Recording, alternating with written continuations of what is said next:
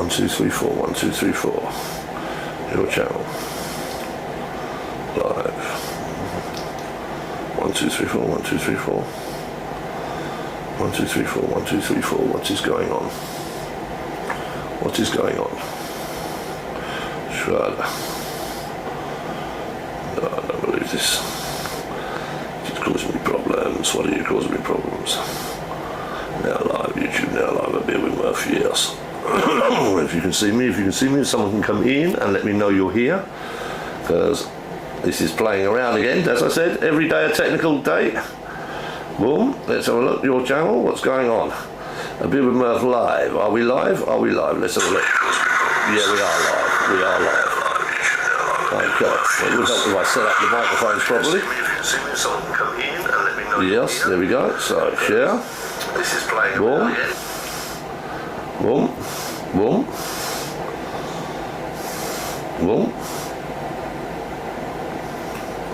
Boom. And boom. There we go. And there we go. Right, let me set up the microphones first. Something I forgot to do. So, boom, boom, boom, boom, boom. There we go. You stand there and stay tall. Microphone, where are you? Microphone, where are you? Motherfucker, where are you? There you are. There you go. Let's plug you into there. And let's wait a second. Hey, come on, no. Oh.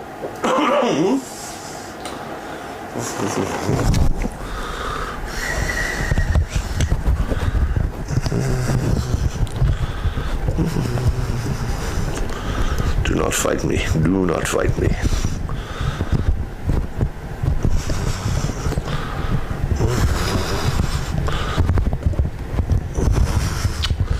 Shwada, why are you fighting me, motherfucker? Motherfucker, why are you fighting me?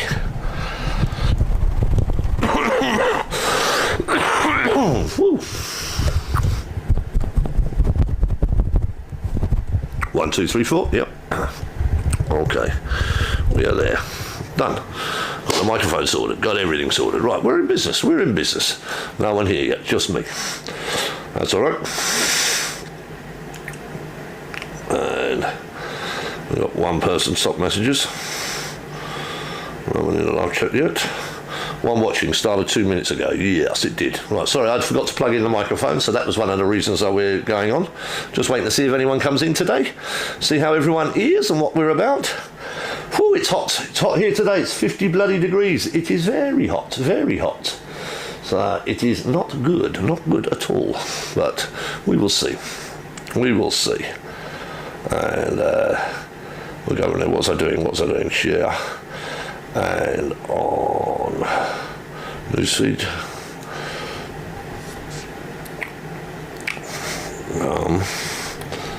And join. Post. There you go. That's going out on Facebook now. See if we can get more than one person watching.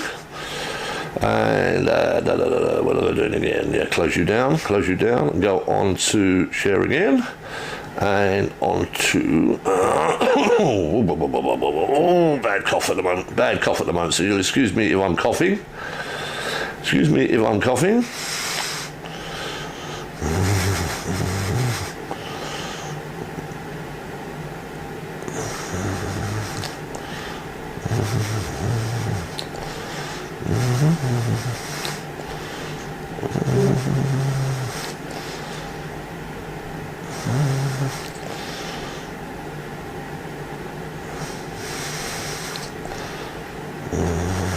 Yeah, done.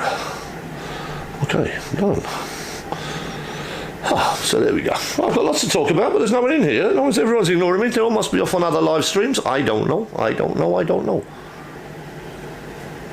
Water today because I'm taking medicine, so it is a case that I have to turn around and do that. 94% already? Shwada. 94% already. What are we doing? So, no one loves me. No one loves me. It's 11 o'clock on a Saturday. I fully understand. I understand. It is one of those. I'll give it 20 minutes. If no one comes in, I will turn around and I'll head off. I'll do something else. I was getting called a child killer over on Cat's channel anyway, so I'll go back there and see what else they've got to insult me about. You know, it's one of those things today.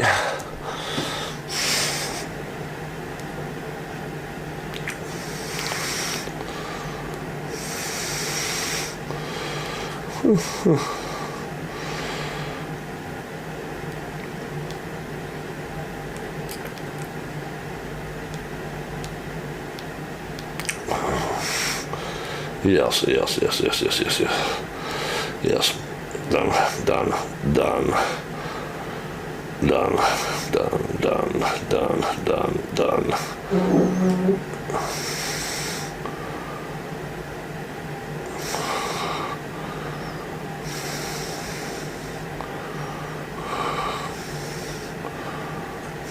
There we go. There we go. Yeah, Andy can't join. He said he's a busy man. So we've got two people here. Say hello, please, because I need to do a microphone check. Am I sounding all right? Or am I sounding too loud? Or is it too quiet? Let me know. Let me know. What are we on? 30 frames per second. 357 kps. Yeah, that's not bad. Not bad. Got 93% on that. Got 100% on that. That's all good. That's all good. That's all good. And it is a case, keep that down. No, turn down. Do not annoy me. Thank you. Boom.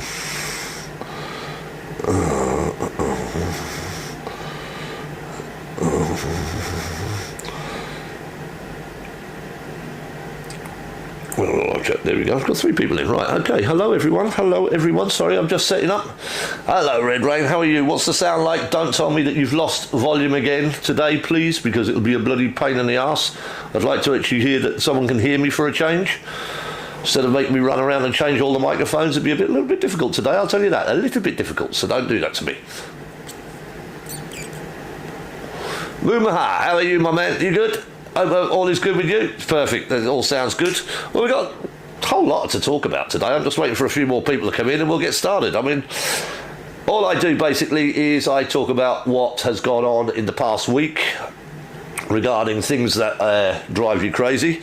I turn around and try and make sense of that, and then turn around and we just have a chit chat and talk about things, you know, because there's a lot, not a lot going on this week, other than me having a cough and a cold, which is why I shouldn't be smoking, and I'm turning around and doing that. But it is a case that a few things have happened in the news and everything else like that we can discuss and talk about. You know, there's quite a lot that's actually happened. You know, some good, some bad. You know, it's just a case of what we do here is we turn around and we ask the question and we try and figure out why. We're not here to, I'm not like Paz or like the Rev where we bah. No, it's not this is not the channel. We have a general conversation about it. You have your input, I talk to you about it, and we try and come to a consensus and we figure things out together. That's how we work on this channel. So it's an easygoing day, you know what I mean? It's not, there's nothing that's too intense, too hard. It's just something that we just take it easy and we just go through. I mean, I wrote down a lot of things.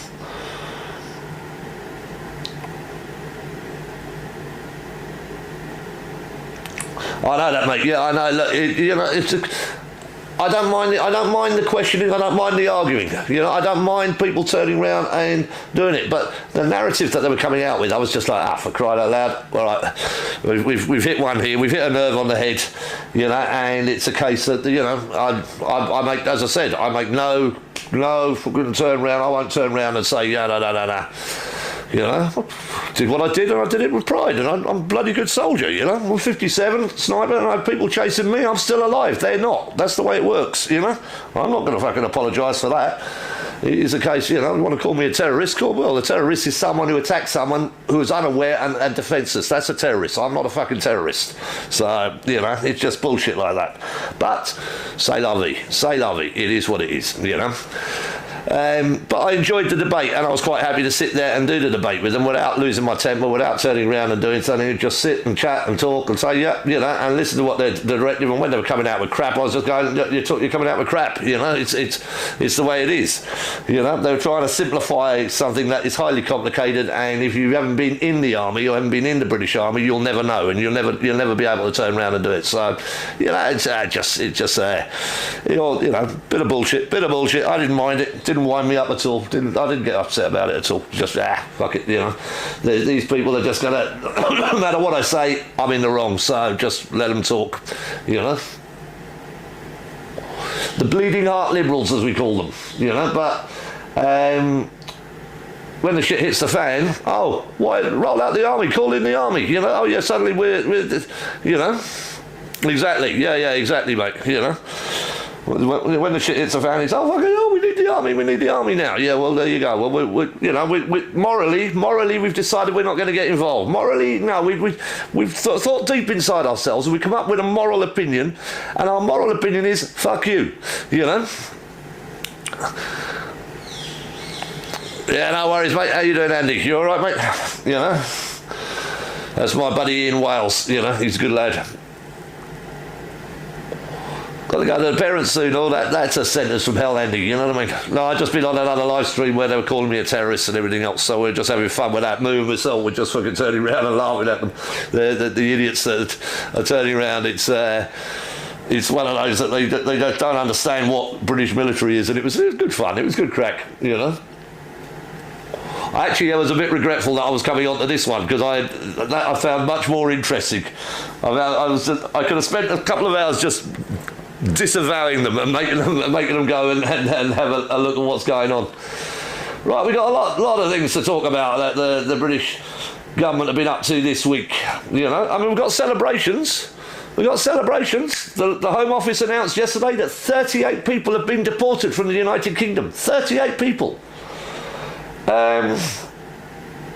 Those 38 people had a combined sentencing of 46 years. They were already convicted criminals. So they got rid of them that way. So they got rid of a whole 38, and they were turning around on Instagram or on Twitter this morning. Look at us, congratulations, we deported 38 people yesterday. Interesting, you know, and they had a combined total of 46 years worth of sentences, you know, so it's a case that you just have to look at it and you just go, what is going on? You know, if the Home Office are bragging that they got rid of 38, you know, it's unbelievable. But they had a combined sentence of 46 years. Unbelievable. And Tobias Ellwood, our big boy, our new Taliban tourism guide, has had a vote of no confidence put against him. So he's tabled it. He's the head of the Defence Select Committee. And he is turning around, and he's gone to Afghanistan and done basically a tourism video whilst wearing a bulletproof vest. Done a tourism video for the Taliban, which has not gone down well and has now been deleted. All right, and when you look at that, there were 457 British soldiers that died in that combat. There were 7,477 air evacuations that went ahead and and people are lost. Where I live down in Farnham, I used to go into Aldershot, and I'd see young lads with their legs, half their legs missing, on crutches and everything else. And it's a case that they turn around and they're and I'm not talking about one or two kids. I'm talking about, I saw a lot of kids. I'd go take my kids to the cinema, and these kids would be coming in on crutches with half their bloody leg blown off from IEDs. And this prick goes out and does a fucking tourism video? You know, I mean, not only was it that whether we should have gone to war or not gone to war, it's not the case of that. It cost the country £27.7 billion to run that. We had a disastrous evacuation process. The Taliban is making rules up every day, and it's turning around and it's making problems for women in the country and everything else. And then this prick goes out there and he goes, look, this is the new Afghanistan. No, it isn't a new Afghanistan, you fucking dickhead. So that's the type of people that we've got running the country for us. We've got these idiots that are turning around. This guy is the head of the Defence Select Committee. He's the fucking head of it. He's meant to have some common fucking sense. And he didn't. He went and did a bloody, the new Afghanistan. What new Afghanistan, you motherfucker? What new Afghanistan? Fucking unbelievable. Unfucking believable. So, I mean, he should basically go. He should leave straight away. He should even be done. I mean, the man is an absolute fucking idiot, you know. But the good news is, and it is good news today, I'm trying to give as much good news as possible. Michael Gove has turned round and promised to build 30,000 social housing projects around the UK per year. That's very good. That's good. The only problem being is that whilst it's a good idea in the country's interest to have social housing built, it won't be built in any blue Tory areas. It'll be built in shitholes all over the place. It'll be put in places where no one wants to live. You know, this guy is not going to go and turn around and put 30,000 new houses or 10,000 new houses in a Tory area, because he knows damn well they'll turn around and go, oh, no, not in my backyard. So he's got a problem on there.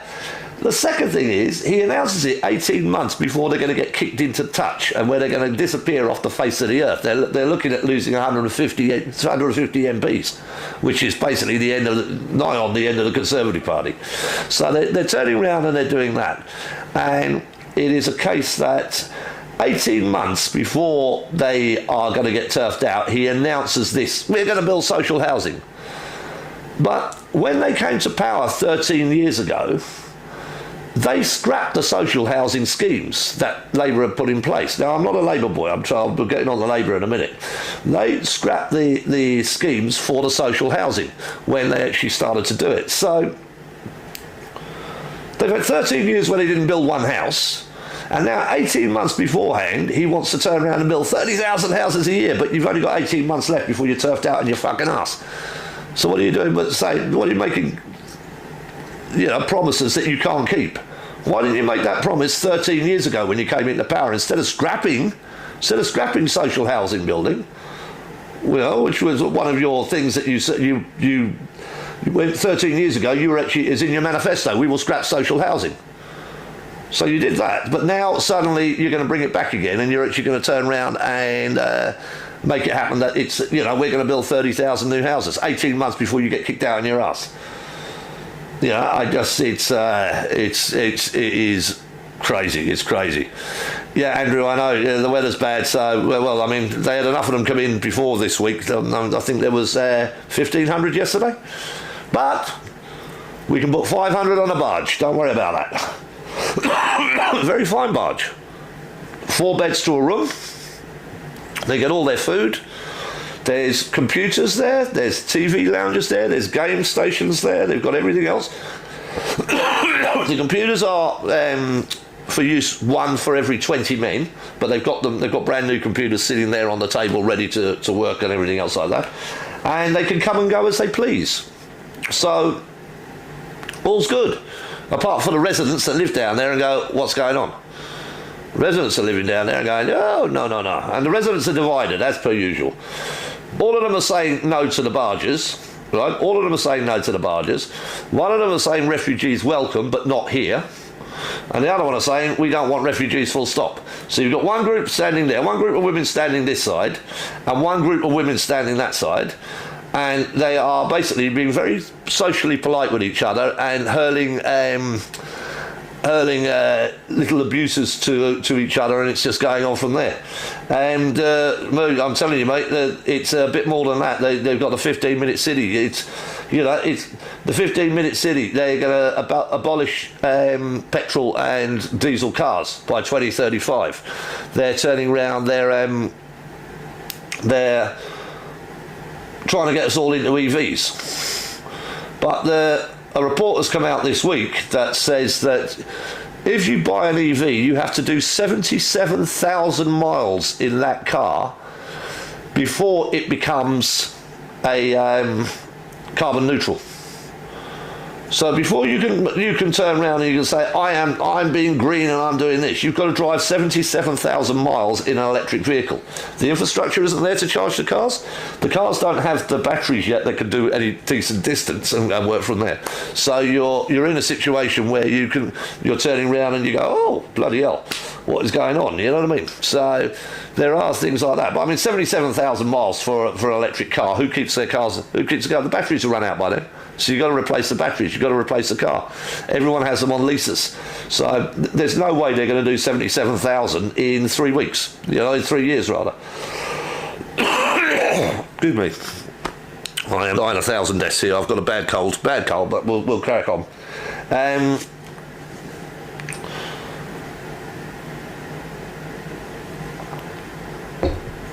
The other good thing yesterday was they turned round and the government announced £28 million to help protect places of worship.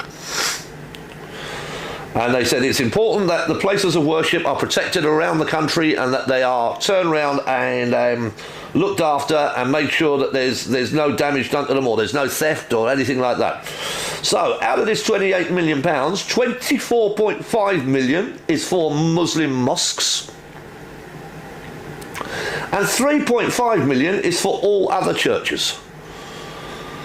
So we're getting an idea of where we're going now, aren't we? We're getting an idea of what the government's priorities are. 24.5 million for Muslim mosques and the worship of their prayer, and 3.5 million for other churches. So this is your government. This is what they announced yesterday. £28 million. We're going to give £28 million to help protect places of worship. 24.5 of that going to mosques. All good stuff. The Spanish election that's going on at the moment is looking interesting. It's looking like it will go to the Vox Party, which is a middle central. It's a middle central nationalist group. They're not far right. Everyone wants to use the far right all the time now, and it's nothing like that at all. It's looking like it will be the first time that they will have a slightly right-wing government since Franco, so it's going to be an interesting one. But that then brings into line that we've got Spain, we've got Italy, we've got Sweden, we've got Finland, who have all voted to go to middle to right, not far right. None of these. They're just nationalists. They're just nationalist parties. They're saying, we do not want mass immigration into our country. You're destabilising the infrastructure. You're destabilising the populace, where the ethnic minority that have been there, the ethnic majority that have been there, and you're destabilising the whole hysteric of the country. So it's a case of how do you actually turn around and justify that? So Spain, Italy, Greece and Finland have said, no, we're turning around.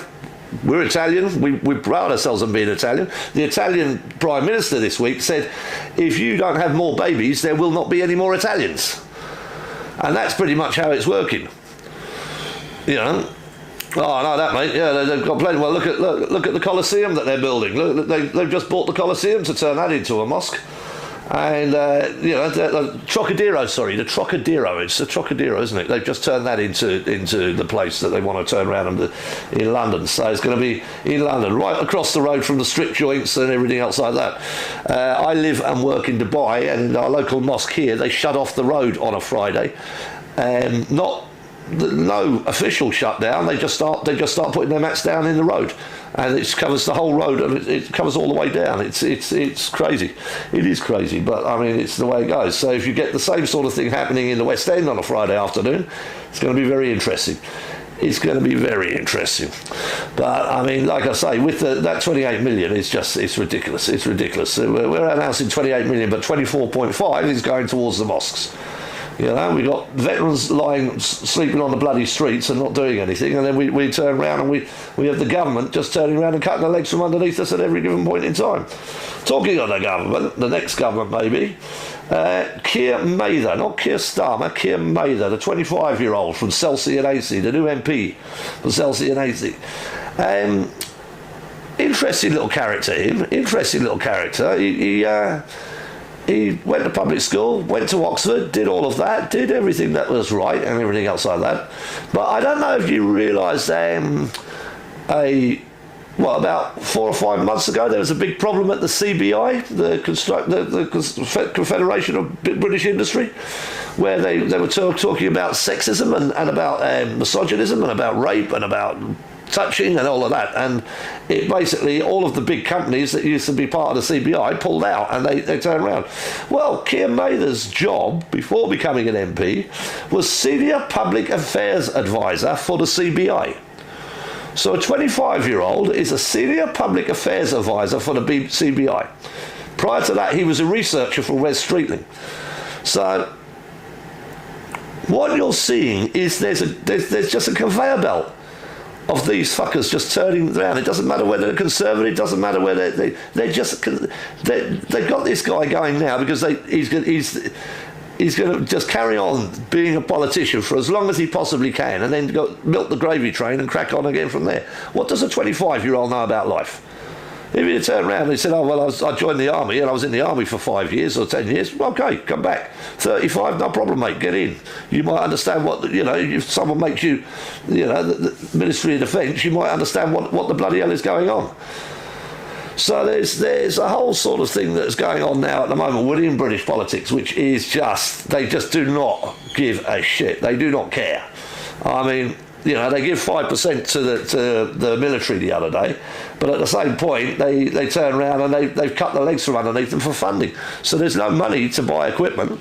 The equipment that they're buying is substandard. It's getting crazy. It's getting crazy. The SA-8 is a piece of shit. It really is a crock of shit. Even the Mark II is a crock of shit.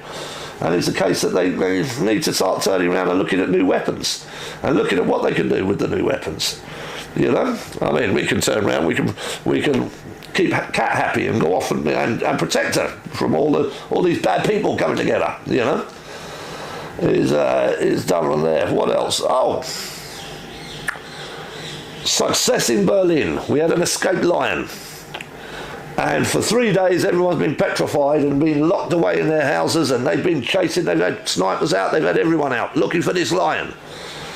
And this morning, they actually had to turn around and say, actually, it was a wild boar. Huh?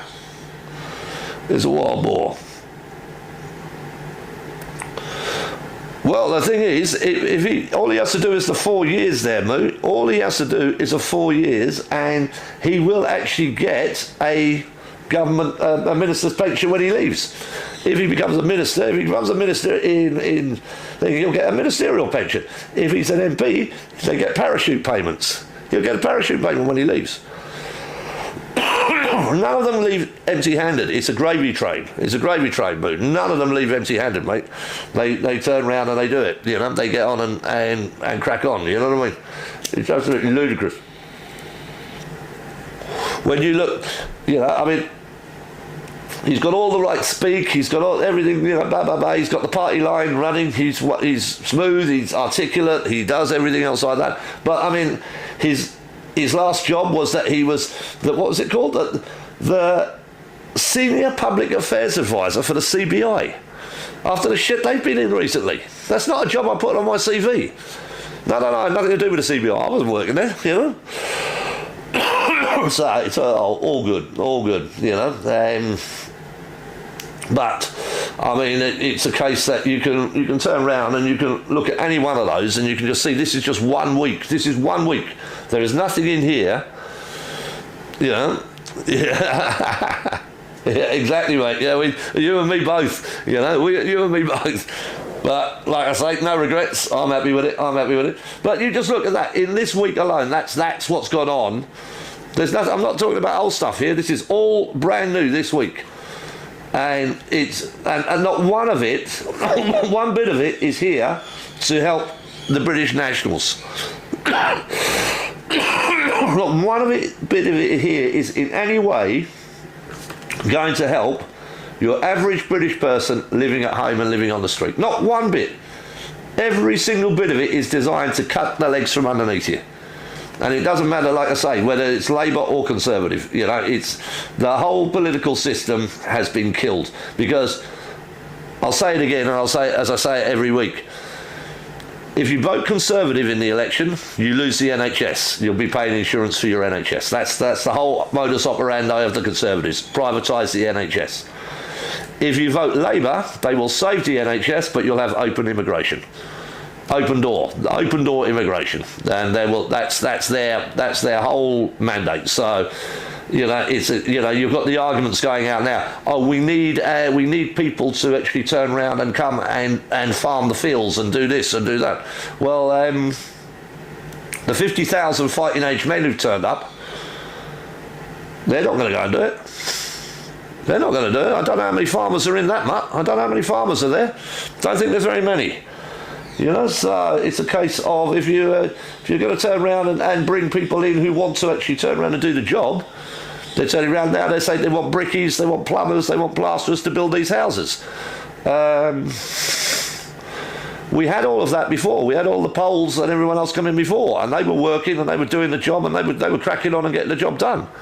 My sister now lives in North London, and she's there, and she says that the rudest people that she meets are the Eastern Europeans. She says they're very, very rude and very, very angry and aggressive in the way that they go about their business. So I don't know what's to go on. So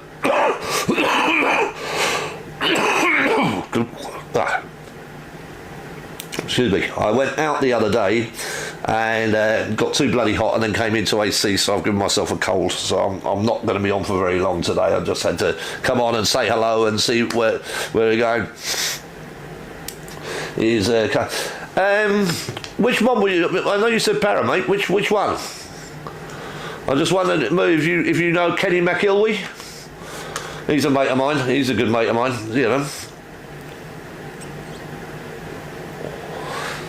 That's why my channel name is Paras in the Philippines, because myself and him were originally due to go back to the Philippines and set this channel up together and have a beer with each other every week and talk and chat and do shit like that, where ex-squaddies can come in and join in and have a bit of a crack. And then COVID hit, and boom, that was it. It was done. Don't worry, I'm not monetised, so they won't do anything to me. So it's a case of that hit, and he got stranded in Malta. I got stranded over here, and it was a case we never got the thing. But that's the reason why the title of the group is Paras in the Philippines, because it was meant to be the two of us turning around, having a bloody beer every week, and just chatting and doing it. That's why it was called Paras in the Philippines. So if you're wondering how I came to such a bloody name as that, it's because his missus is Filipino and my missus is Filipino, so that's how it works. So that's where Paras in the Philippines came from, but it's done from there. I mean, there's there is a lot more. I can tell you there's a lot more, but I mean it's depressing. It is depressing, Yeah. Just seeing it. No. Boom. There we go. Yeah. So there we go. But I mean, where are you based, Moo? What part of the world are you? Still in the UK?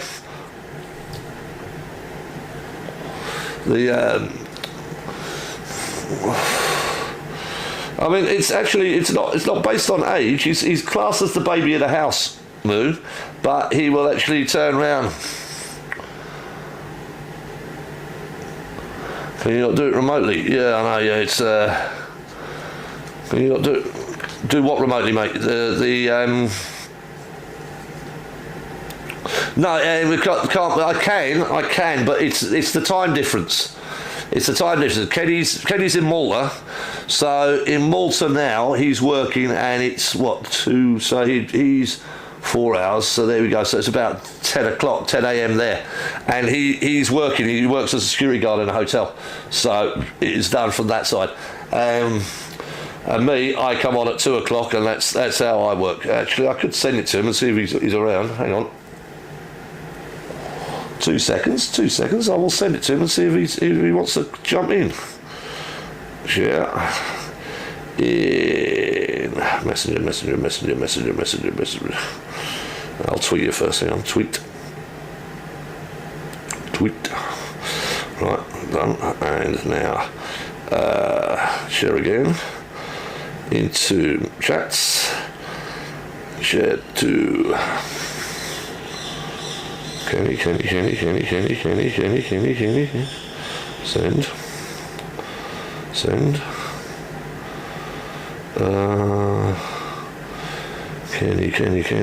Kenny. Where are you, buddy? Oh, search it. Search Kenny.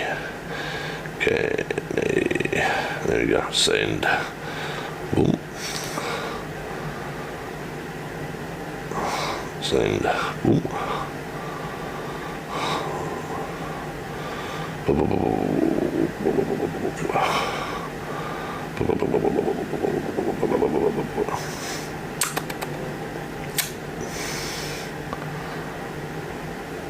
And anyone else while I'm here? See if we can actually get it up and running. Send, Marius. Send, Hilda.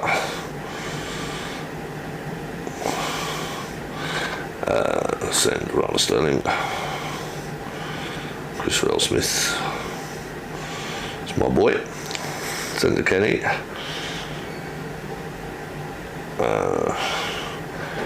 That'll do for the time being. I'll send it to Kenny anyway if he pops in.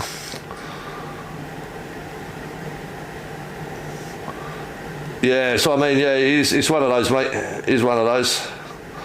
You know, it's a case that we all get it. I mean, believe it or not, I'm 6'3" and I'm 100 kilo, but I used to be a bigger boy. I used to be a bigger boy, and I got a virus out in Greece one year, and boom, it killed me. I lost it and never put it back on. Still a big lad. I'm still double XL, but it's still. Oh Jesus Christ, mate, that's not good. You know, it's not having strokes. I must admit. I won't go into whether you had the thing, because I mean, you know as I know, we were given everything when we joined. You know, you have to take this, take that, take this, take that. So I'm not one of these anti-vaxxers or vaxxers. I can't be arsed, mate. It's what I chose not to. That's my choice. But I'm not one of these evangelists who, don't know, you fucking idiots, you all took it. But I do know that there's a higher case now of people having strokes that are not showing up as strokes. You know, when you physically get a physical arm difference or something like that, and it's not showing up. The nurse is saying that she's seen it's something like 17-fold in the last few years, and it's absolutely crazy. It's turning around, and this is the largely unspoken thing that they're not talking about in the legacy media. They're turning around and they're saying that it's a case that they have to keep it quiet and move on, you know what I mean? And that's what it is. That's what's going on. So I mean, it's not good. The amount of people that are having problems now, having medical problems. I mean, touch wood. I mean, I'm 57 and I'm still pretty damn fit. You know, I'm still pretty damn fit. I've got a metal pin in my leg from a bad jump, but I mean, that's all. You know, that's medical. So I mean, you know, that was a case of that. But I mean, it's. No, with people now having all kinds of shit going on, it's I know, there's experimental jab side too. Yeah, I know, that's what I mean, mate. Like I say, I'm not an evangelist. Just I didn't trust. They were giving out the Chinese one here when it first started, and I just told them, fuck off, I'm not having it. I went, no, it's my choice. I'm not getting on with it. I'm not doing it. As far as I'm concerned, you can go and bloody do it. And as it turned out, everyone was going, oh, you should have the Pfizer, and now it's turning around that Pfizer is the one that was the problem, not the Chinese one. Chinese one proved ineffectual. It was like a placebo. You were just putting water into your face, in your arms. But the Pfizer one, ooh, not good. But I let Dr. John Campbell and people like that talk about that. I don't get on. Honestly, I'm not an evangelist. I just chose not to have it. My choice, not that. And that's like I said, as you know, the shit that they used to give us, and when we first joined up here, take this, take that, polio, do this, bend over, bang, you know, we get everything.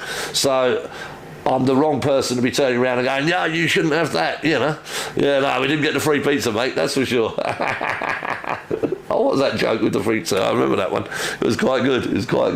Yeah, that's all good fun. So I mean, yeah, like I say, so yeah, I'm not an evangelist on it. I just don't turn around. I mean, my wife had the lot done. I didn't. I had nothing. I decided not to. she's been all right. She hasn't been in top form, I've got to say. She's suffered a little bit since it happened, and she's turning around and she's going, oh, I feel tired and all of that. And I go, well, I can't answer. I can't turn around and tell you, baby. You know what I mean?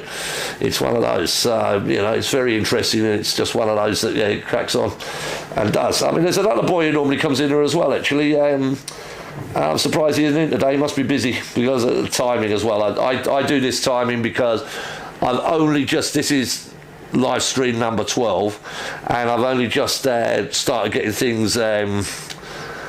Yeah, exactly, mate. Exactly. That's what I'm saying. None of us can be evangelists when we talk about this.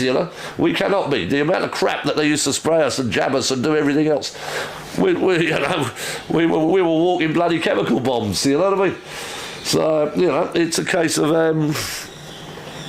What do you say? How do you do it? How do you do it? That's the main thing. How do you do it? But it's all good fun. A little bit croaky, as I say, because I got a cold this week, so I've been coughing and spluttering. You'll hear the thing. Still smoking, but that's my choice. You know what I mean? It is done, and it's a case that I will be better by next week. There's I don't know, mate. It's like I say, it's tear down management. Especially in the army, it's tear down management, and your average public school guy is no more intelligent than you and I, yet turns around and makes decisions that affect you and I. And that's what I in the end, luckily I broke my leg, but I would have come out, and I've got mates who come out and are totally disavowed. I've got Marine mates that I speak to every now and again, and I had a young lad who how did the by-elections go? Oh, you didn't know, mate? Right, well, what happened Labour and the Liberal Democrats did a deal. So what happened was that in Frome, Labour didn't stand, so the Liberal Democrats won. In where was it? I've forgotten. I did write it down. In Chelsea and Ainsty, Keir Mather won because Liberal Democrats didn't stand there. So they did a deal with each other. So you stand there and you win that thing. You stand there and you win that. The only one that they all went for was the Uxbridge one, and that came within 500 votes. Mather won by a landslide. That pretty much did it. And again, likewise down in Frome, the Liberal Democrats won by a landslide. So those two were without doubt done. But what happened with that deal that they did is an affront to democracy. It's an affront to what democracy is about. What they basically did is there were people in Frome who wanted to vote Labour, but they didn't have the opportunity because Labour didn't stand.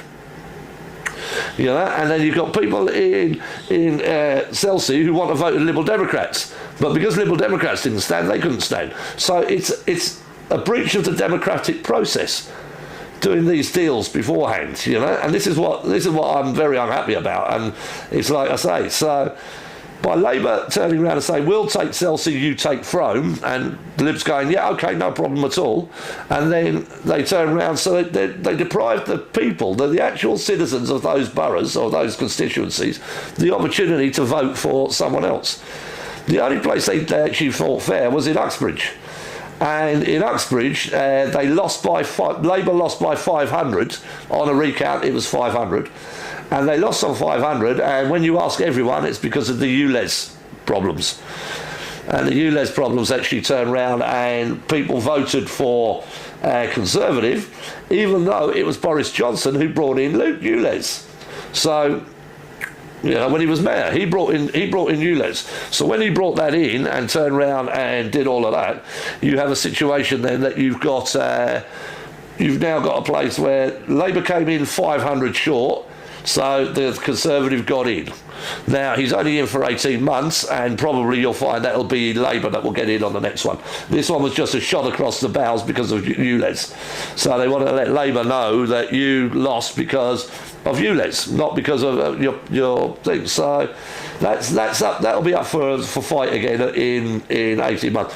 All of these here are 18 months. You know, they're going to have to go again and make it happen. So these kids have got to make themselves known and make themselves prominent within the next 18 months to keep themselves going there. So you'll hardly see them in the Houses of Parliament. They'll be in their local clinics, sorting out this little problem for that, sorting out that little problem for this, doing that, going around, shaking hands, taking pictures in the local papers, getting their pictures. No, they will not have time to be in the Houses of Parliament. So they'll only get called up to the Houses of Parliament for the big votes. Come in, we need your numbers. All right, come up. So the Tory whip will ring them up. Right, need you in. Okay. They'll go. But if they're sensible, they will not go anywhere near there. They will stay in their constituencies and they will shake palms and they will get to know everyone. They've got 18 months and then they might have a chance of getting re-elected. But at the moment, it's 18 months. That's it. It's temporary, you know.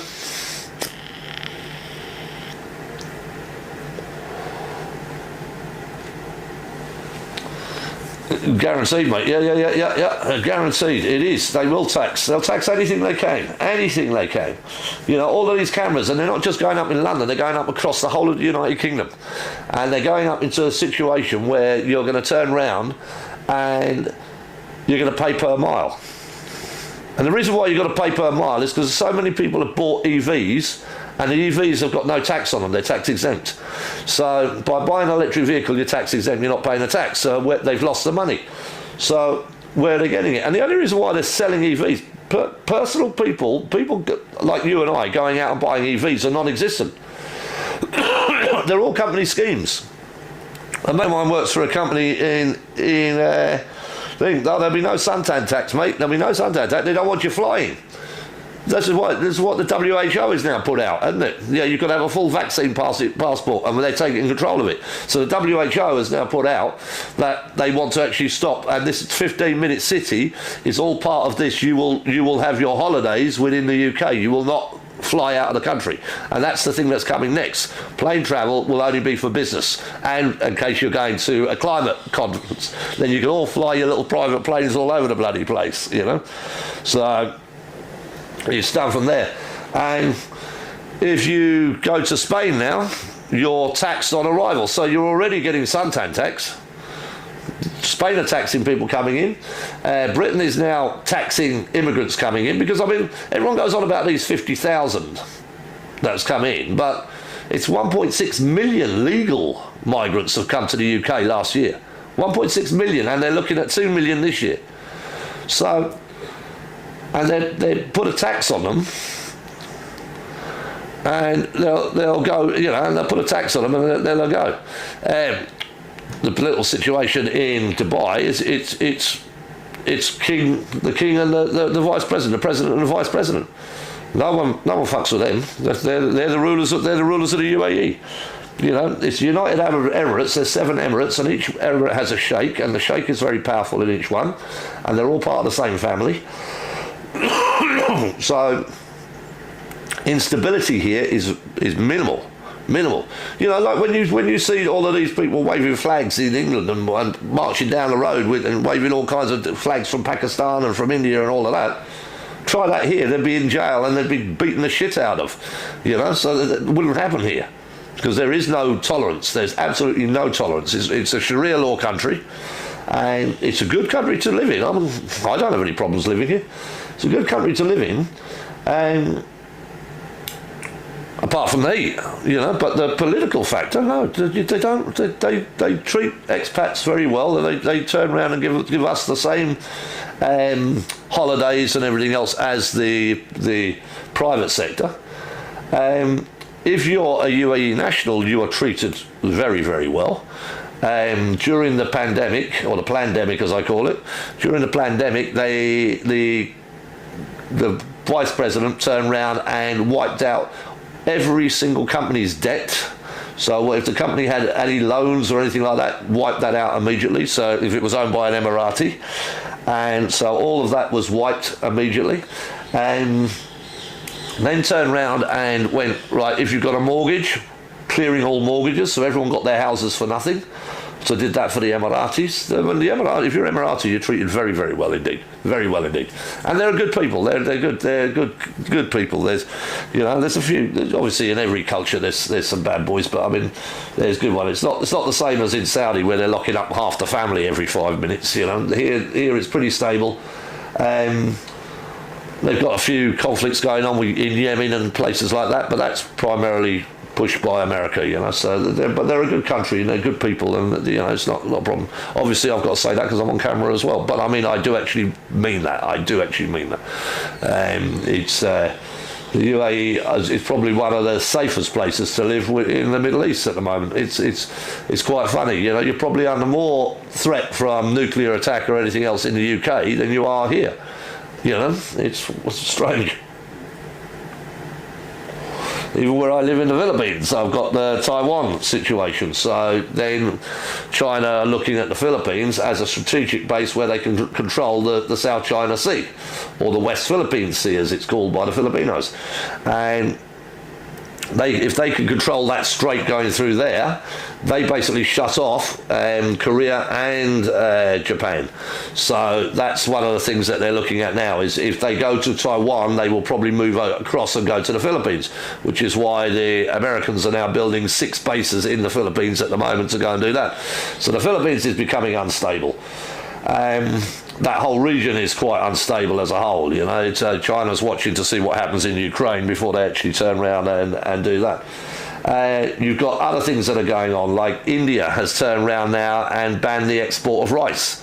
And that's because they've had consistently bad harvests, and they haven't grown enough rice. They're still going to think the basmati. I think they're still going to send, but everything else has been cancelled. So rice prices are going to go up.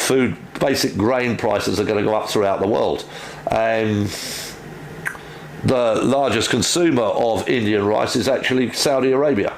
So Saudi Arabia uses most of they've got about 26% of the exports from India go to Saudi Arabia. So they're the ones that are going to have to suffer the most. So there's things like that's going on. There's lots of little things going on to create the bigger picture, And this is the problem that you have when you're in a situation where the Russians cut off the grain exports from Ukraine, and now that was primarily going to Africa. A lot of that was going to Africa, and it was designed to keep people alive there. So that is now causing a major problem for the third world countries of Africa and places like that. Saudi doesn't get rice. They'll find something else. They're not worried about it. But as soon as you start cutting the food sources and you start causing that, everything escalates. As you've seen, food inflation is crazy at the moment, even here, because we fly everything in here. There's nothing grown here, so everything has to be flown in, and it's a crazy bloody thing, crazy, absolutely. But no crazier than in the UK. I mean, if you live in London at the moment, when you walk out your front door, you're 16% more likely to get stabbed than anywhere else in the world. That's London. 16%. You've got a 16% chance of getting stabbed just by walking outside your front door.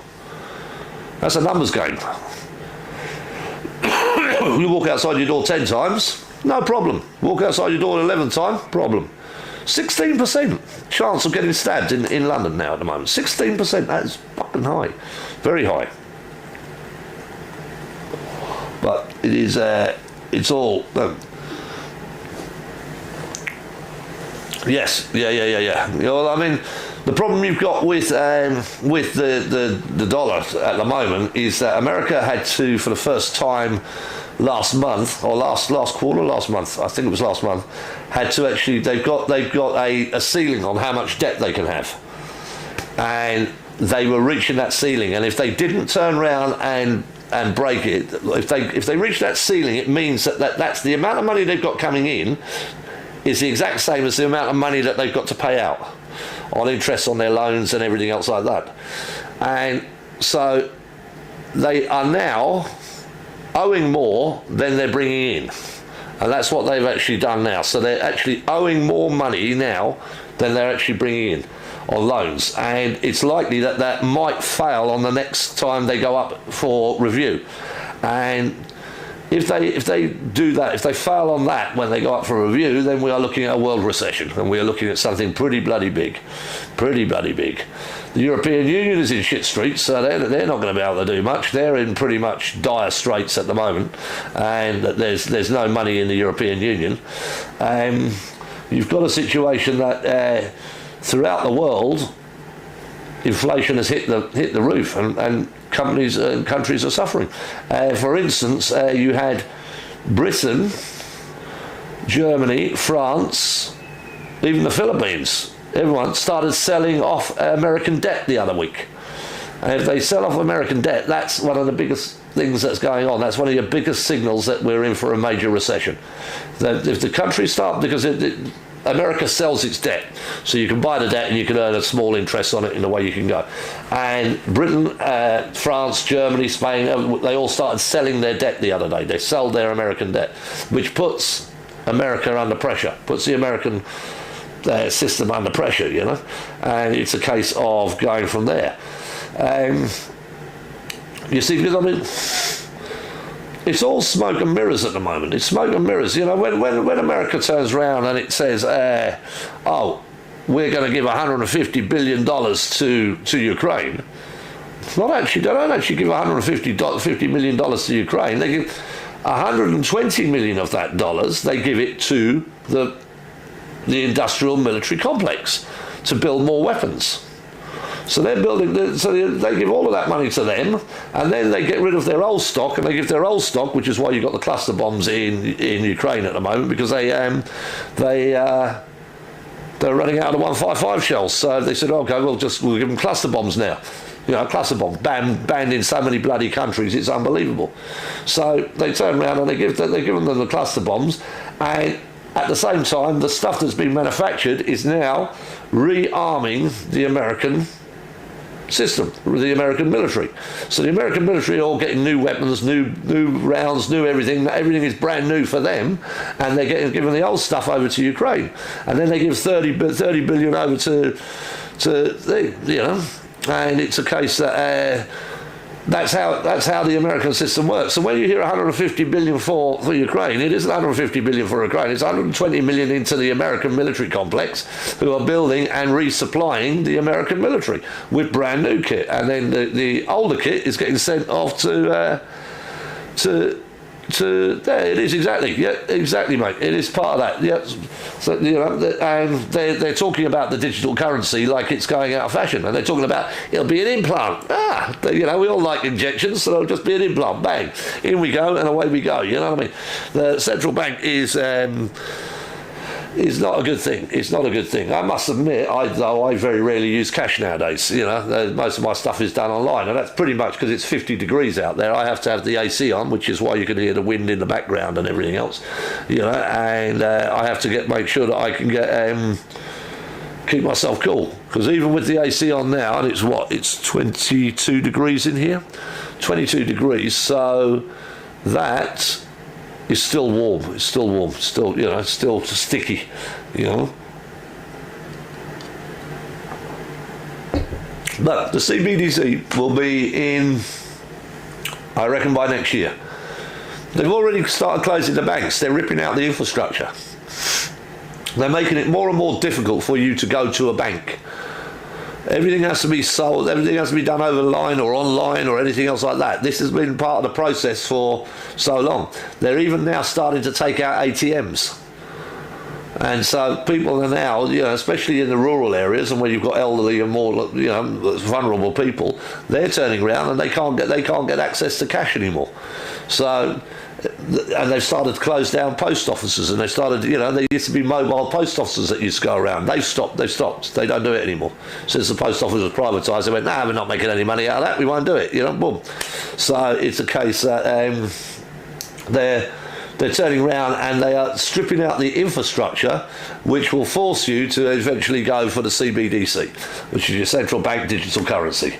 And like I say, what in the UK is the central bank. I mean, even the Bank of England is a private company. It's a private company. It's not a government agency. It's not owned by the government. It's a private company. So where is our central bank? Who is the central bank? Are we going to create a central bank? We're going to open up this brand new bank that's going to be called CV, the central bank? We've got a central bank here in Dubai. There's a central bank here in Dubai, and all the other banks have to report to the central bank, and your credit profile is kept by the central bank. So what you buy, what you do, everything else like that, that's monitored by the central bank. So they would have to do something similar to that in the UK, where you can have your bank account, but there will be a central bank that handles all of your personal profile and your personal credit. And over here, it's linked to your Emirates ID. We all have ID cards, so it's limits to your Emirates card. So we've been probably on the digital system for quite a while. The thing is, it doesn't affect us here because the government doesn't put so many controls on us. You know, it doesn't turn around. Yes, if you walk into any mall, there's facial recognition cameras there. So if you've been a naughty boy, they've got police officers in every mall here, and they'll just come here, click, go with us. You know, they use the Pegasus system, which is the system that was developed by Mossad, and that actually they can track you on your phone, and they can turn around. They can even, if your phone's switched off, they can turn on the microphone, turn on the location device, turn on the camera, and listen to you, even if you've got your phone switched off. They can do that with the Pegasus system. It's developed by Mossad. It was designed to catch terrorists and do all of that. Well, they're now, a lot of countries are using that as a thing. Britain has got it as well. Britain uses the Pegasus system. And it's a way of, they can locate you. And how I first found out about that, I was with my wife and we were out in the desert and we're having a barbecue and we're sitting there quite happily in the middle of the desert. Miles, there was nothing anywhere near us. Couldn't see it. And suddenly I looked over and I saw this set of headlights coming towards me. I went, that's interesting. I went, what's going on there? Anyway, we carried on barbecuing, you know, having a beer, relaxing, chilling out. And then suddenly this police car pulled up. And I went, John Mark? I went, yeah, what? Come. I went, what's the problem? I was working for the royal family then. I was working for the royal family in Abu Dhabi. And he went, come. I went, okay, well, what about my wife? Everything, she doesn't drive. And he just turned around, and Muhammad or whatever, he said, you drive car, follow, come. So off we went, and they took me back to the presidential palace because the king air conditioning didn't work in his bedroom. And he thought it was important that, as I was the operations director, I should be there to actually, for him to express his displeasure that his AC didn't work in his bedroom. I went, okay, sir, I'll deal with it immediately. You know? So that's when I first came across the Pegasus. That's how I learned about the Pegasus system. They were able to track me in the middle of bloody nowhere, you know? Interesting stuff, you know what I mean? Interesting stuff. So, like I say, I don't want to give doom and gloom all the bloody time. It's just one of those things that there are a lot of things going on in the world that are way beyond our pay grade, way beyond our pay grade. And it is a case that we've got to stay positive, and we've got to actually turn around and understand what the threat is, what's coming at us, and how we do it. Yeah, mate, that's the Pegasus system for you, mate. I thought you might like the name of that, Pegasus. You know. Yeah. But it's a case, and the UK has got the Pegasus system. There are actually calls around the world now that the Pegasus system should not be used by any country, and it's all died down. Suddenly, there are people turning around saying, no country should be using the Pegasus system. It's a military software, military grade software, and no country should be using it. And suddenly that voice disappeared. You know, a bit like Hillary Clinton's, any advisor of Hillary Clinton's. You know, so it's a case of that. You know what I mean? You know, so yeah, that's the Pegasus system for you. All good fun. You know. So yeah, you know, like I say, there's a lot of things happening in the world right now, and a lot of them will make you look and you go, fuck me, you know, I didn't expect that to happen.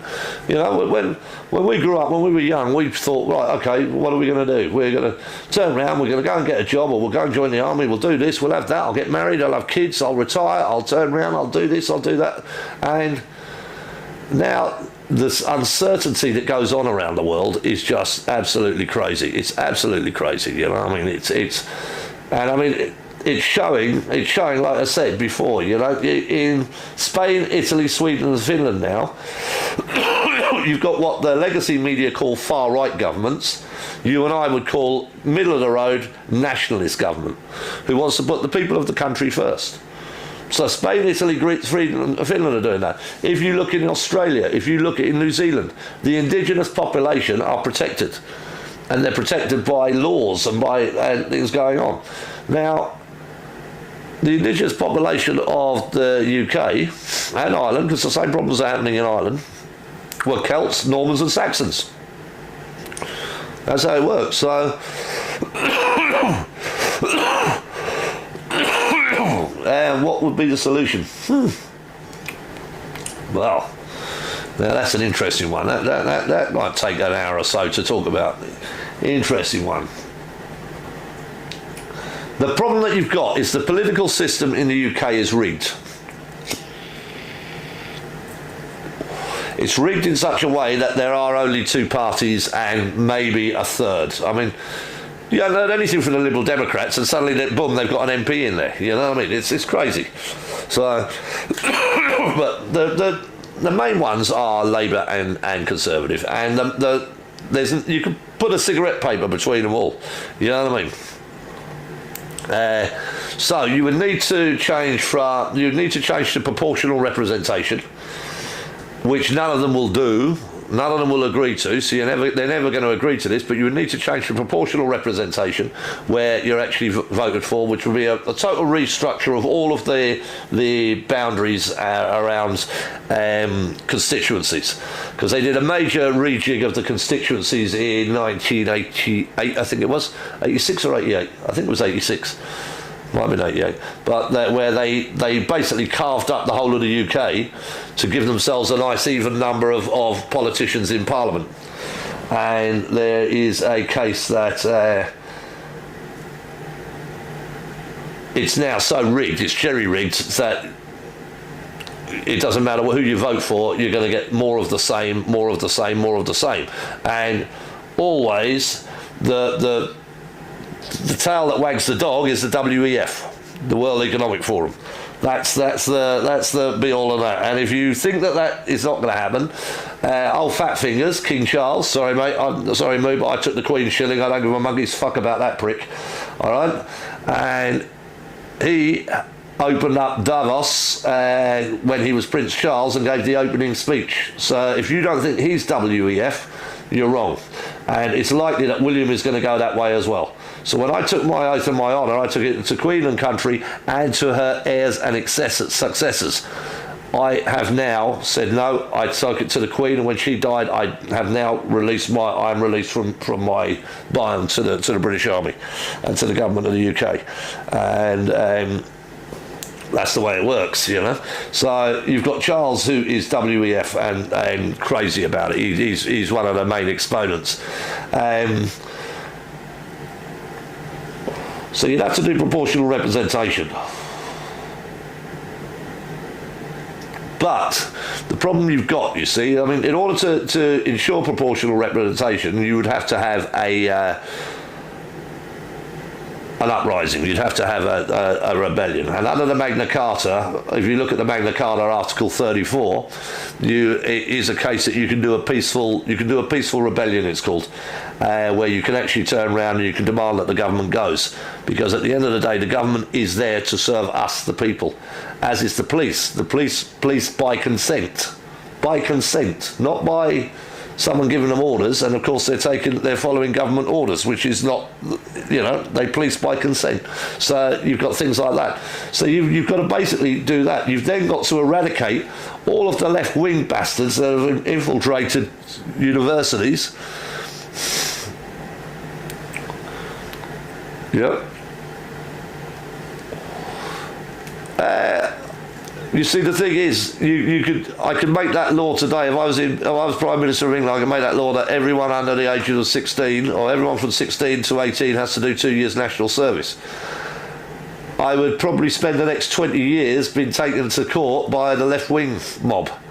And the problem you've got within the judiciary, they're all left-wing. Between the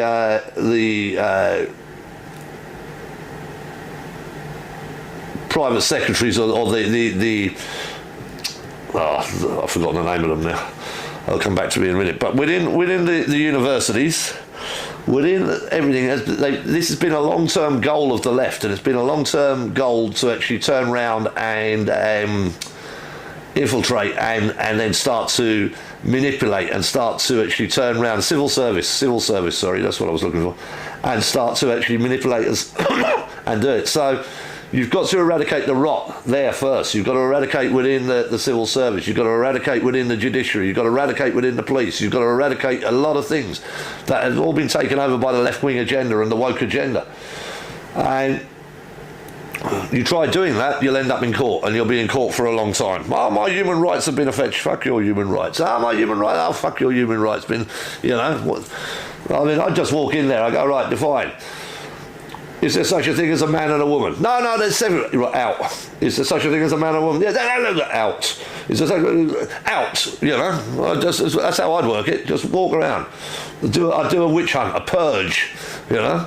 Tell me, define. Is there a man and a woman? No, there's out. You know. I'll turn around and do that. I mean, that's sort of the Just Stop Oil and all the rest of these fucking idiots. They're turning around and they are they're just another long line in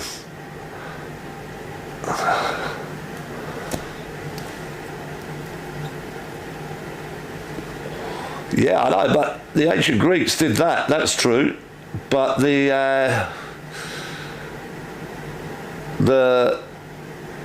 way that the UK is now, you wouldn't have it. Look, I mean, I'll tell you this, mate. Britain fought in the First World War and the Second World War, and we provided men to go and fight in that war, and we did things that were extraordinary. You couldn't do it now. Can you imagine getting little Johnny or Herbert from school and saying, right, 16 or 17, come on, mate, you're off to war? Oh, no, I can't. I identify as a cat. Fine, no problem then. You can be a tunnel rat, you know? Get in there. But you just have it, you know? Hey, Saps, how you doing, mate? You all right? Yeah? How you doing, buddy? You got Moo is a para. We've got Saps in as well. It's going to be a mighty fine military talk today, I think. How you doing, buddy? You all right? Keeping well, hopefully. You know. I've just been pontificating again. Moo asked me, he says, how would you fix the problem with the UK? I said, that's probably going to keep me going for the next 2 hours. Yeah. As you can hear, I'm full of a bloody cold this week, so it's a pain in the butt, you know, but I mean, it's a case of going from there. But it's all good fun. Yeah, I think you're best, mate. I think you're best, you know. Where are you, down? Exactly, mate. Yeah, exactly, mate. I honestly don't think. You know, it used to be. I mean, if you look in the 80s, right, we had the British military, and we had the RAF, and we had the Navy, and everything else like that, and they were a mighty fine fighting force, and they did their job, right? But if you needed more men, you just went and got your football hooligans. You know. You just got your football hooligans, and you just bring the football hooligans in, and you've got yourself another 10,000 that would be able to go out and not afraid of going and having a fight. But now, shit me, you know, it's a case of who would you have? Who would you have? You know, who would you have? I mean, it's crazy. It's crazy. I wouldn't know what to bloody do. You know what I mean? I wouldn't know what to do. I mean, they'd only be good as drone pilots. Sit there on the remote control. Yeah, okay, yeah, I'll do this. Yeah. You know.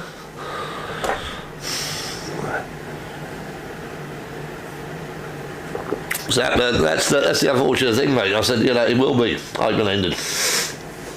Because, like I said, until we get proportional representation, which is one of the things that needs to be done, and will never be voted by, you know.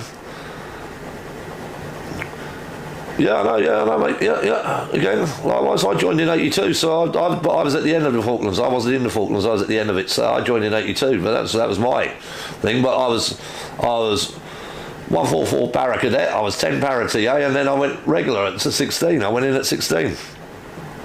Yeah, exactly. Can I bring my PlayStation? Exactly, Mook. You know what I mean? You know, it's done from there. I mean, I was having a look around that barge yesterday. The barge down that they're going to turn around and do that, and it's 4 to a room. They've got PCs. There'll be about 20 people per PC, but they've got PCs there. They've got TV lounges, and they can come and go. And how long do you reckon it is before that goes up in flames? How long do you reckon it is before they arson and they burn the bloody place down? Guarantee it's what they did with the other camps. It's what this their standard operational. You put them in the camps, boom, burn it down. Put them in the camp, burn it down. Put them in the camp, burn it down. That thing will be on fire. That thing will be on fire within 2 weeks of it being full. I'm telling you, it's going to be. You know, these boys aren't idiots. They're military trained. They've grown up in military bloody places.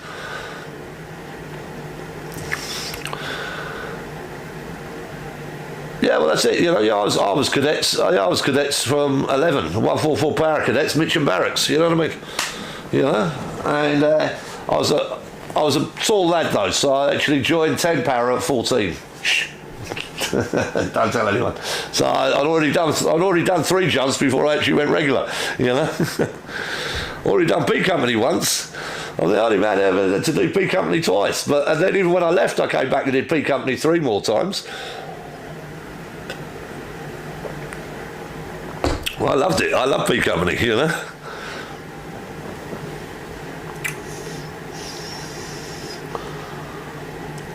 No, I want to just handle this. Yeah, show it. I just said show it.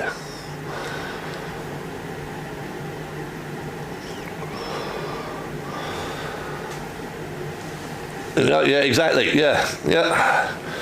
You know, turn around and have a run up that hill every morning. Well, the thing is, we don't want to keep them fit. We don't want to get them fit. We want them to sit around and get fat. We want to feed them fried food and make the fuckers fat. We do not want them getting fit. So the last thing I need to do is be turning around and taking a bunch of bloody idiots around and beasting them around the camp. You know, it's that's a no-no. That's I'll take the youngsters. I'll take our youngsters and do it. I'll train them up and make sure that they know what they're doing. But as for our little visitors, no, they can sit in their barges and in their camps and turn around and do their own shit. It's a case of there's no training coming from me, you know. Not done. I've been training a lad up here actually who wants to go into the Marines, so I've been taking him out and beasting him every couple of days. And he turned around, he went, you drive me too hard. I went, no, I don't drive you too hard. I said, this is light compared to what you're going to get, mate. I said, you know, look, I'm doing you now. I said, I haven't put a 50 kg Bergen on your back. I said, if I put a 50 kg Bergen on your back and then tell you to do it, then you know I'm being hard on you. You know what I mean? I said, you're not. I said, you've got Marine pre-selection to go to in September. I said, you've got to be fit and you've got to be ready to do it and you've got to be motivated. And what I'm doing is I'm taking you up to the level. I'm not taking you beyond it. I said, but guarantee you, when you get down there and you get down there and you start your pre-selection, you're going to learn about it. You're going to learn about it a lot. He went, all right, you know. So it's a case of I've been training him now for about 3 months. He's not a bad lad. He's a good lad, and he'll do well. But it's he does bitch. Oh fuck me, does he bitch? You know. Yeah, it'll be done. You know what I mean? So,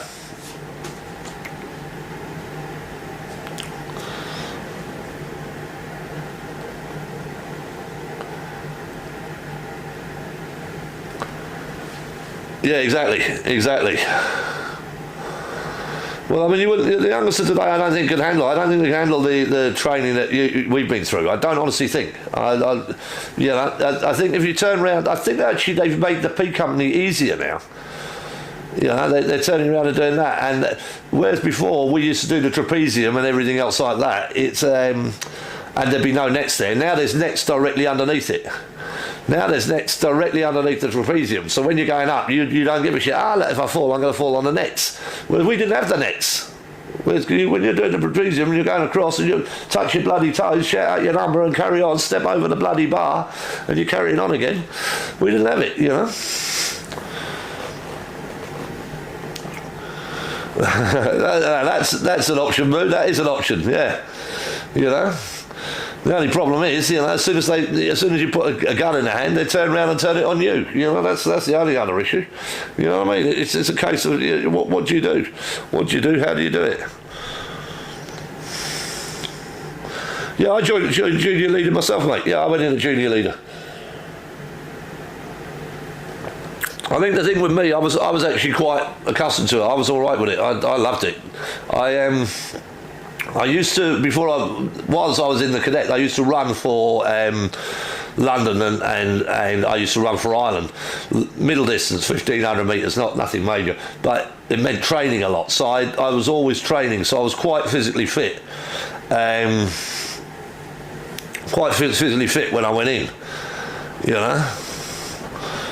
And so when I turned around and did it, you know, I mean, I was all right. I was all right on the 10Ks and things like that. That didn't bother me in the slightest. I had the stamina to do it, and it was. And all I had to build up then was just carrying weight and doing things like that when I was running, and that took a bit. You know, my wife actually says that my legs are so fucking heavy when it later. She said, "Why are your legs so heavy?"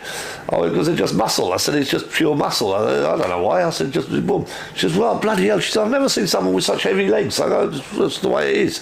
I still walk 10 kilometres every day, so I still do a 10k yomp every day, just to get out and have a walk. So I get out at 5 o'clock because before it gets too hot here, I turn around and get out of making it happen, you know what I mean? But you know, it is one of those, you know. So interesting, but no, I mean, the UK is going to be a problem that's going on. If you listen to the Angry Bootneck or anything like that, he turns around and he just goes, "Bring on Labour. They might as well fuck it completely now, and then we can rebuild." You know, but it's what can you rebuild with, and that's the problem. That's the problem that you got, you know.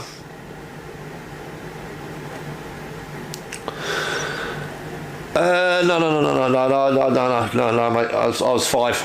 I was different. I did get the offer. I just didn't want it. I did get the offer, and I didn't want it at the time. I was focused. It was strange. When I went in to join, I went, "Yeah, I'm para. I'm fucking para. And they went, "You can't be para." And I went, "What do you mean I can't be fucking para? When you can't be para?" Because you know when you did the tests. And you did all of the thing, you know, and it's done. Yeah, it's tabbing when we're out and about, mate. But I call it a yomp here because I don't identify to people that I'm ex-military as much as I have to. You know, understand? There's things goes on in the UAE here that you don't want to talk about. But yeah, no, I loved it. I had a great time, and I did all the tests, and you know they come in one test, okay, here's another test, here's another test, here's another test, here's another test, come back next week. Why? The commanding officer wants to see you. The major wants to see you. Major's interview. I went, all right. Came back. He said, you know, he says that we'll train you up to be a doctor if you want to be, don't you?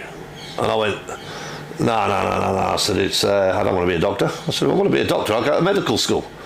Well, I want to be a doctor in the army. I said, that's not what I want. That's not what I came in here for. And he went, no. He said, you've got all the top results. I went, oh, for fuck's sake. I said, what's that mean then? And he went, you know, He went, it's a case of doing that. He said, well, you're too tall on a parachute regiment. I went, what do you mean? He said, well, in your medical, yeah. I went, yeah. He went, you're 6'3", yeah. He went, well, the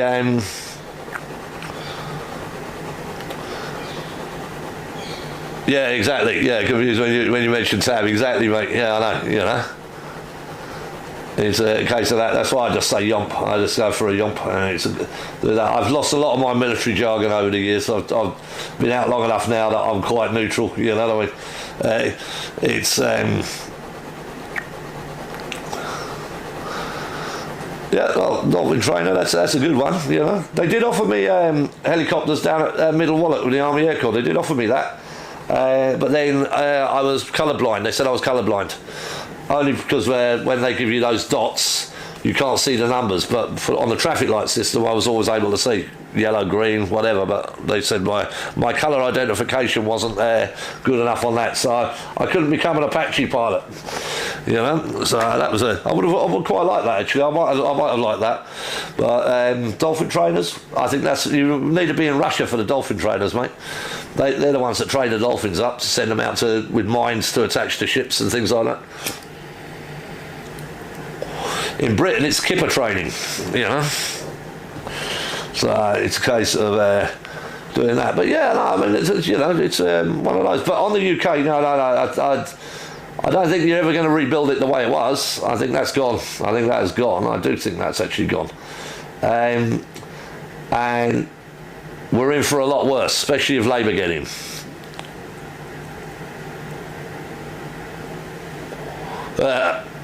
Yeah, exactly. You know.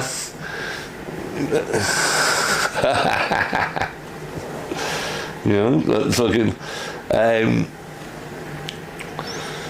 So yeah, so I mean, you know, I had a great time. I had I loved every minute of it, and then broke my leg in a jump. Done. Wind caught me, smashed into a rock, bang, done, finished. No fucking good. At that time, it was no, you're no good to us. Out. You know, I still got the metal pin in my leg now. Now to this day, still the metal pin in my fucking leg. So that's why I like living out in Dubai, because if I'm in the UK, when it gets cold, fucking hell, I get in pain. Oh, I get a lot of pain. You know, so I like hot weather. It's not so much the cold weather, it's actually the damp weather that does me. So being over in the UK now, especially with the rain that you're having recently, I've been walking with a bloody stick, you know. At least here I'm active and I can crack on and get things working, you know what I mean, and see how it goes, you know.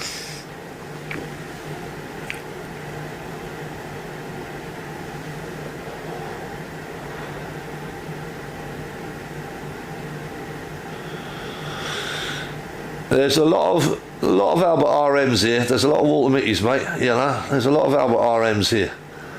You know, it's a case. I just asked him which barracks he was in.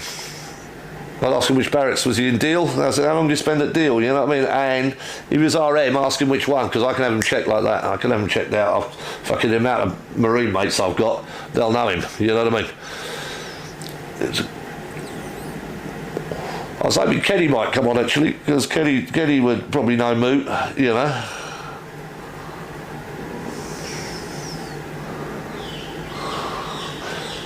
It was actually on Salisbury, mate. I was coming down on Salisbury. We're doing an engineering jump, so we jumped out with the pack and jumped everything out.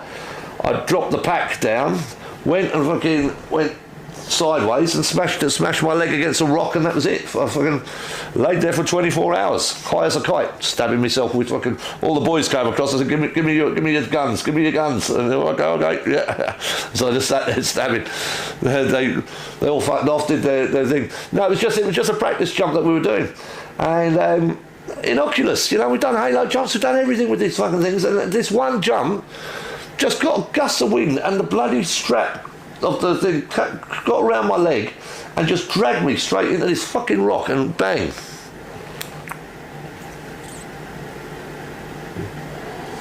No, mate, no. That's wrong, Saps. He's talking out his arse, mate. Yeah, exactly. He's talking out his arse. If he's 4'2", I mean, I could turn around. What's his name? I can check him right now this second. I can turn around and I'll tell you whether he is, because I've got 3 mates that were in 4'2". You know,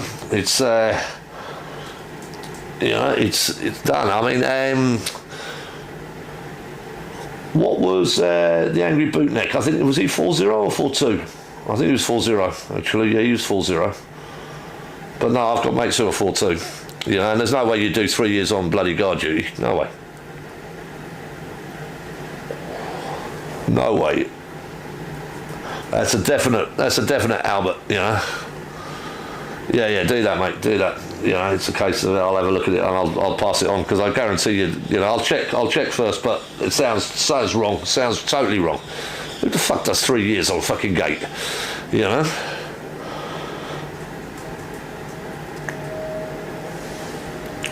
Yeah.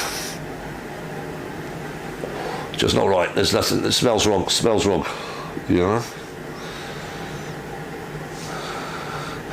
Yeah, that's right. Yeah, he was talking 4'0". Well, it was 4'0". Yeah, I thought so. Yeah, you know. He'd have been 4'2", he would have been at Deal, wouldn't he? think. Deal? I don't know.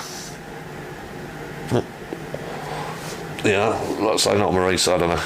But it's a case of the angry was 4-0. Yeah, he was 4-0. You know. Isn't 4-2 the Mountain Boys? 4-2's the Mountain Carder, isn't it? I think it is 4-2, or is it 4-3? 4-3 is the Mountain Carder, I think. I'll chat to my mate later on, and we'll see how it goes. You know, see how it goes. But it's all good crack. God, I'm having a bad day today. My throat is fucking killing me. You know, but it's done. We've still got 5 people watching. And it's all military at the moment. Is there only 5 people watching? Anyone else going to say hello? Or are you just all just watching in the background? Are you lurking? You know, everyone is doing it. I've done all the news. It's all not good news. All not good news. But it's okay, you know. That's right, yeah. 4-2 Plymouth. What am I thinking deal then? Who's at deal? Long time ago. Wasn't there a bomb at Deal Barracks once? I think there was a bomb, wasn't there, or something that happened at Deal? I can't remember. I'll check with Russ later on. He'll tell me. He'll tell me, you know what I mean? But it's a case of no, it sounds 3 years on Gatehouse, and I mean Russ did 22 years. So that's right, yeah, it's the military bandit Deal. That's the ones that got blown up, wasn't it? Yeah, that's right, it's the IRA. That's why I was thinking Deal. That's why I came up with that one. You know, and not good. What else was there? We got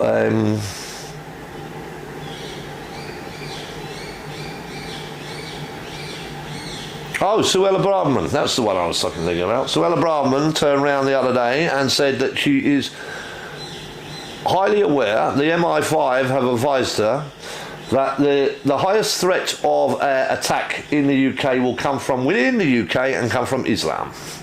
So pretty much it's calmed down at the moment. It's calmed down. The immigrants have gone back into their thing because Macron attacked their phones, used Pegasus again and attacked their phones and shut down internet and did everything else like that. These weren't French. The French wear orange vests and they turn around and they go on strike. That's the way the French work. This was a completely different bunch of crew, and they were turning around and the French don't treat their immigrants too well, but I mean they give them housing and they don't give them jobs, but they turn around and give them stuff like that. So when these boys kicked off, they kicked off and did it. Now the young lad who got killed, he was driving a stolen car and tried to drive away when he was told to stop. And in France, if you drive away after being told to stop, they'll fucking shoot you. So that's what happened with that. So it's quietened down now. Over 1,000 arrests. Mainstream media not reporting the nationality of the people that have been going to court on the arrest, so you can pretty much take that for granted. Just like the young girl who got raped in a graveyard the other day in the UK, and the police said, we're appealing for witnesses. 2 men raped a woman in the thing, and they said, yeah, can we have a description of the men? No, we can't. Well, how are we meant to know who we saw if we don't know a brief description of what they look like? Oh, we can't give you the description. Well, how are you appealing for witnesses then, you fuckwits, if you're not prepared to tell us what they physically look like? Well, obviously the girl has reported it, so she will tell you what they look like, so you can at least do remember the time when you used to do a fucking photo fit and show us the picture of the photo, give us the photo fit of what was going on? You don't do that anymore, no? Fucking unbelievable. So France has calmed down at the moment, but what it did do was advance the political ambitions of Marie Le Pen, who again is right wing, and who is likely to, and it's causing concern in Germany and in France now at the moment, that the populace of the people are now starting to say, no, we've had enough of your left-wing bullshit, and we're not taking it anymore. You know.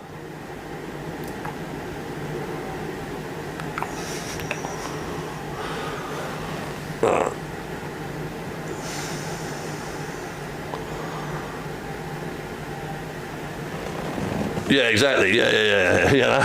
Yeah, it's very true, mate. Very true. You know, it's done. And what are you saying, Saps? I like the way the guy dealt with one of...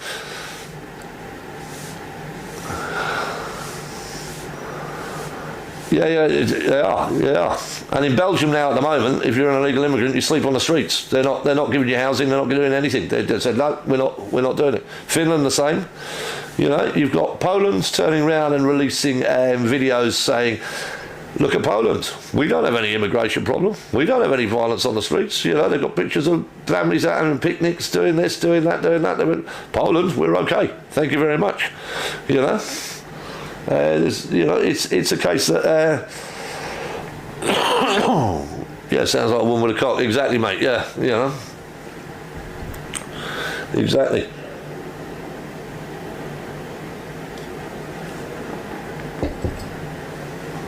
But it'll all be done. It'll all be done.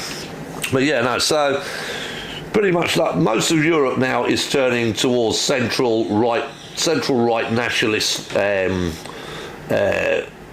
Parties, and Italy is doing very well at the moment. She just turned around a little bit crazy. I mean, she turned around the other day and said, right, I want all English taken off all signs. And she went, they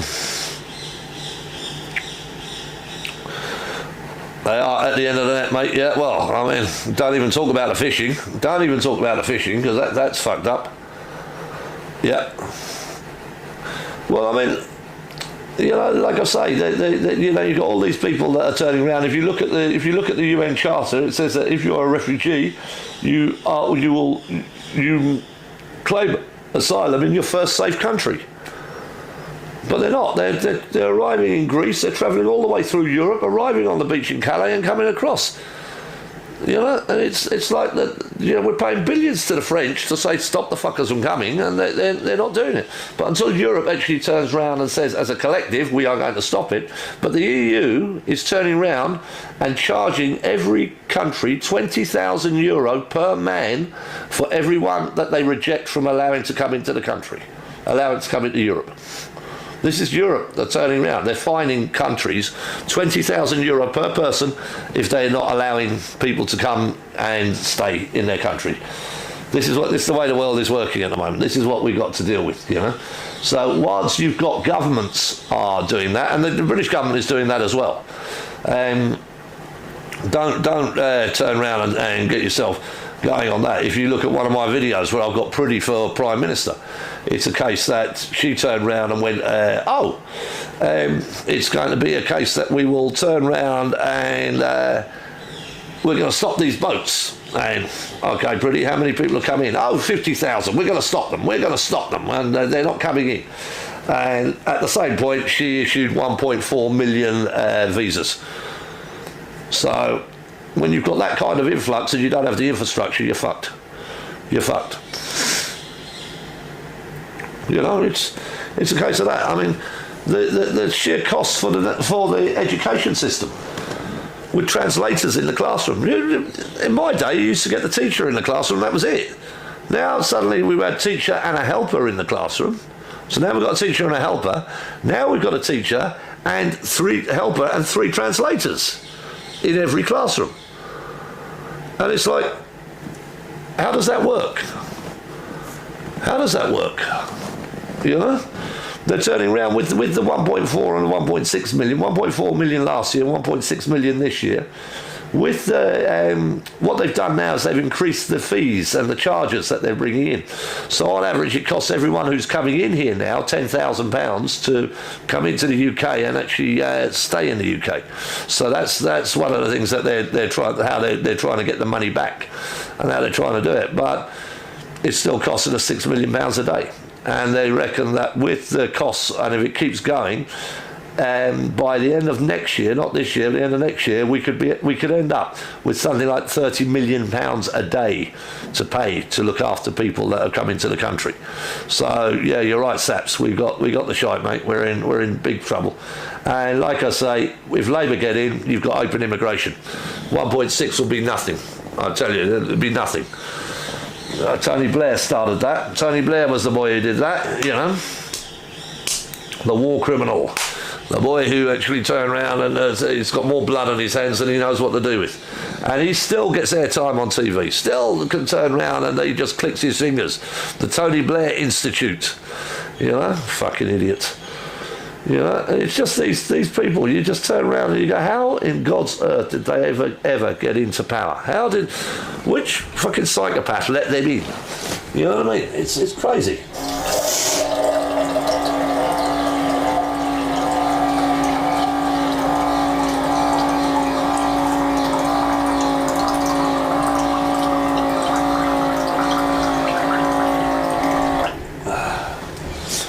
Sorry boys, I'm on tablets. It's a case of it's water today. Water lake and I'm full of the snots.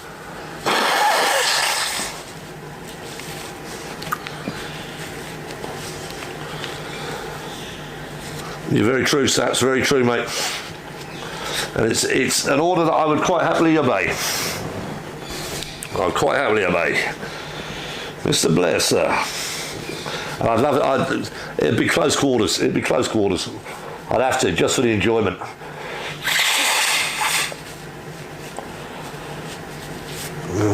Just for the enjoyment. All right, buddy. Yeah. I got to resupply the booze for tonight. I'll see you all later. Have a good one, Saps. Yeah, exactly, mate. Exactly. You know, you have a good one, mate. Enjoy. Have a beer for me later because I'm on the dry this weekend. But we'll get it sorted and we'll go from there. All right. But you do.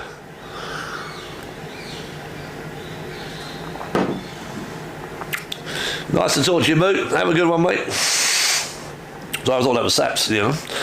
It's done, but I mean, it's a case of where are you today, Saps? You down in Edgware, are you? Crack on, buddy. Yeah, you have a good time, all right? You know, it's done. I mean, I'm 1:40. I'll stay on for another 20 minutes, see if anyone else wants to join in. And they're done. Good to see you, buddy. Good to see you, boys. Have a good one, yeah? Salute.